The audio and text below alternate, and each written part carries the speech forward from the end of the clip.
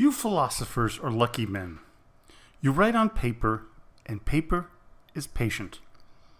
Unfortunately, Empress that I am, I write on the susceptible skins of living beings.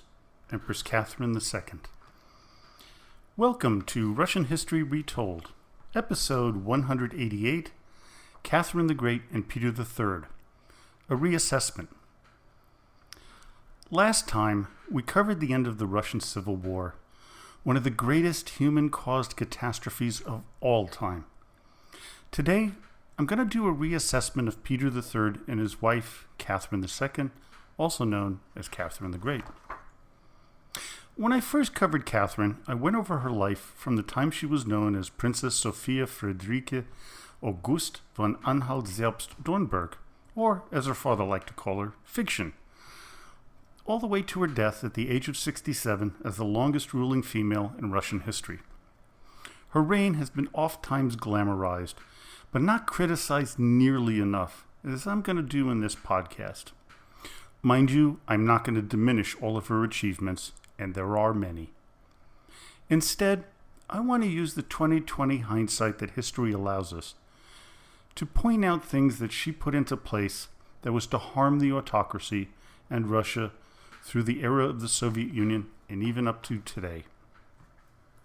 With the criticisms come heaps of praise for what she did for her adopted country. Many consider her reign the zenith of Russian culture and prestige. As for Peter, all I gave him in March of 2011 was a mere slapshot review, which I felt at the time was just about what he deserved. Peter was almost universally disliked by those in the court of the Tsar. Though, I have to admit, his reign and his life history may have been put into a more negative light by his wife Catherine to make him look worse than he really was, and to justify his death and overthrow. But as they say, to the victor goes the spoils, and in her case, by deposing her husband, she became the victor.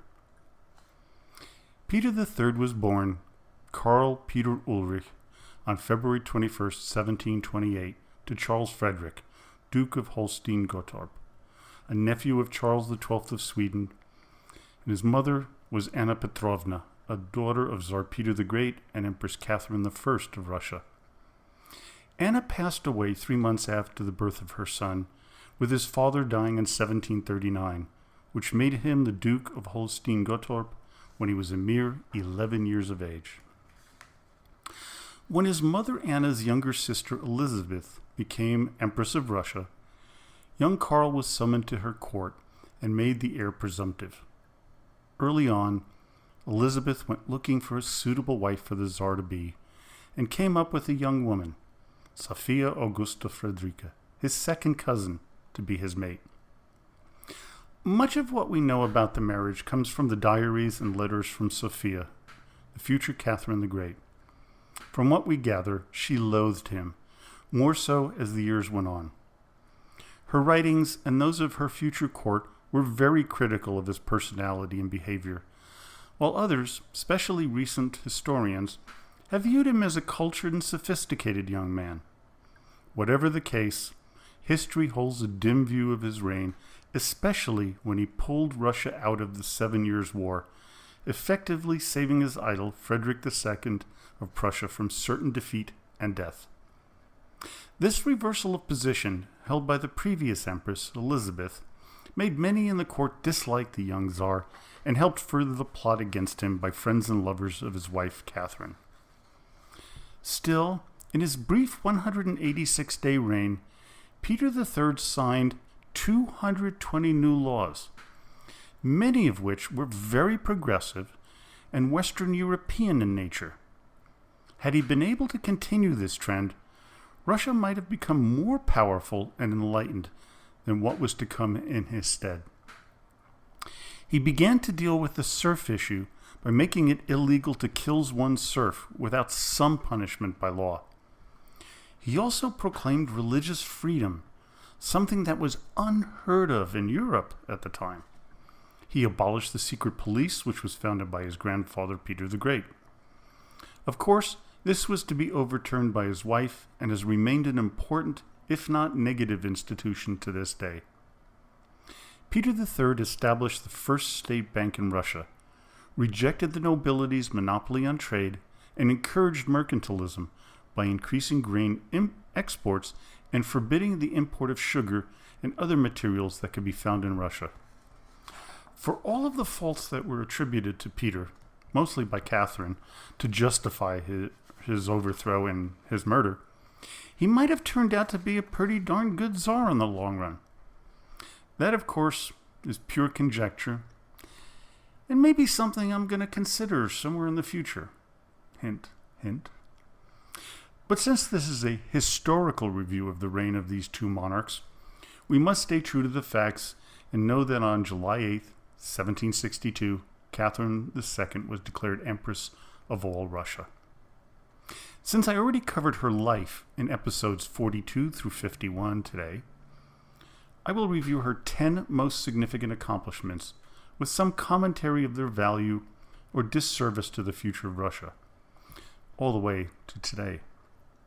Number 1, she was the longest reigning female ruler of Russia, as I said, starting on July 8th, 1762, all the way to her death on November 11th, 1796, a reign of 34 years.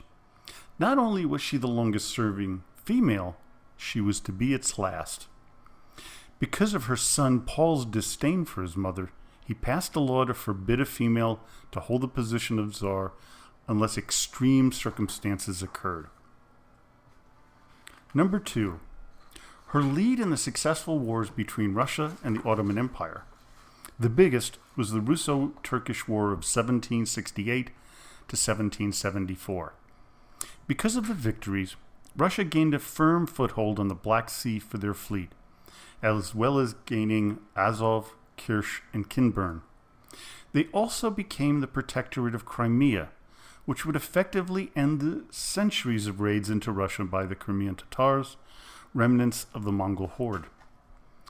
The Treaty of Kukuk-Kainarka ended the most devastating defeat of the Ottomans of all of the 9 wars between the two nations. Of course, this is a major victory and important for the future of Russia. This helped protect her southern border for the foreseeable future. Number 3.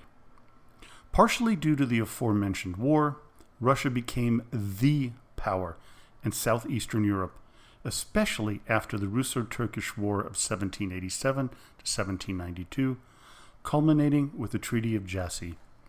Again, another strengthening of her southern borders, but it did make her more of a threat to the rest of Europe, especially the British with their ever-expanding empire. Number 4, Catherine was at the helm of a massive expansion of the Russian Empire.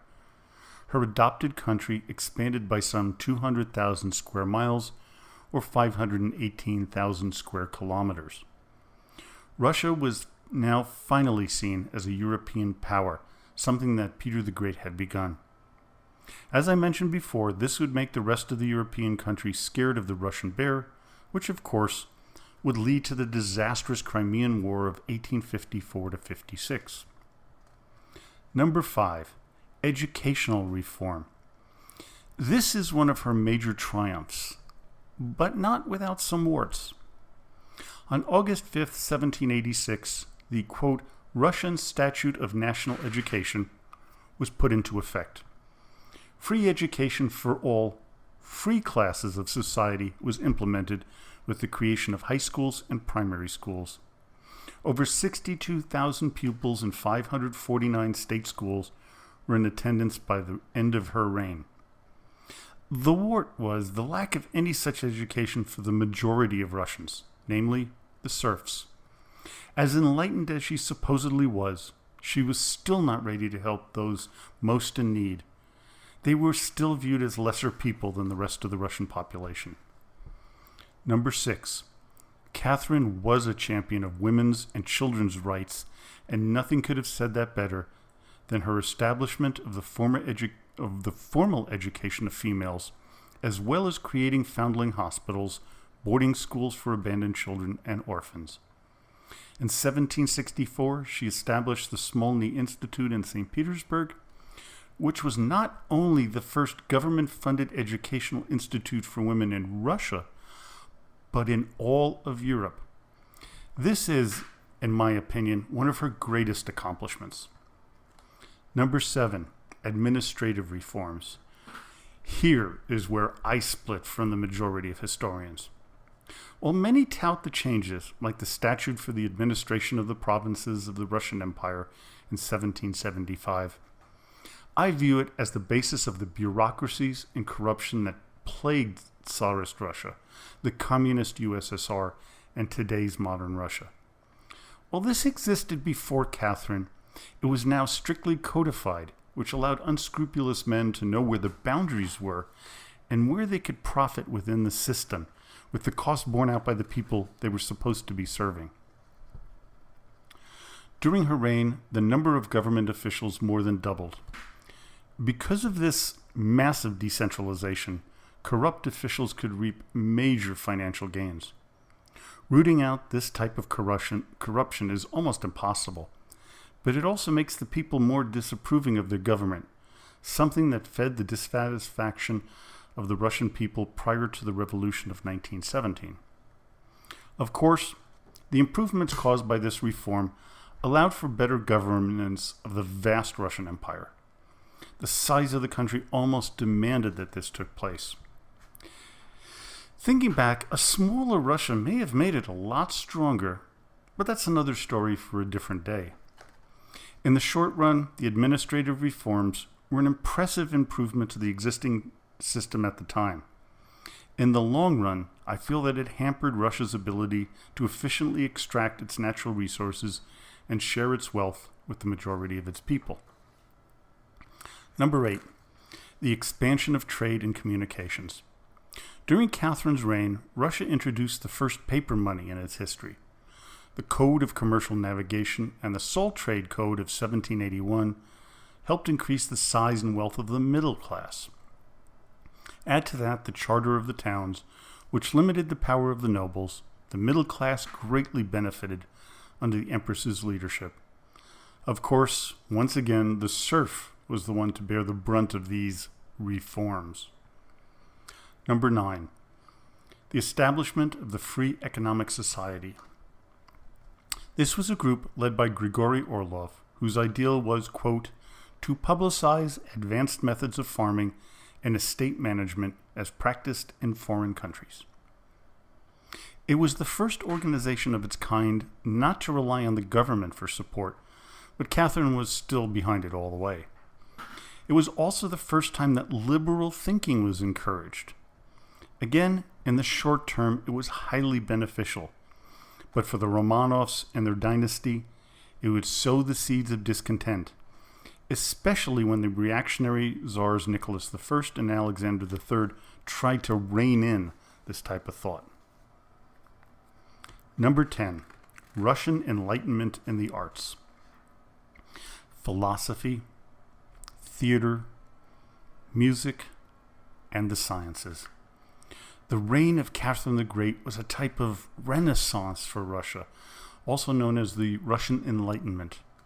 For the first time, the arts became an important part of culture outside of religion. Her support was to lay the groundwork for all of the great artists of the coming generations, like Pushkin, Tolstoy, Tchaikovsky, and many, many others.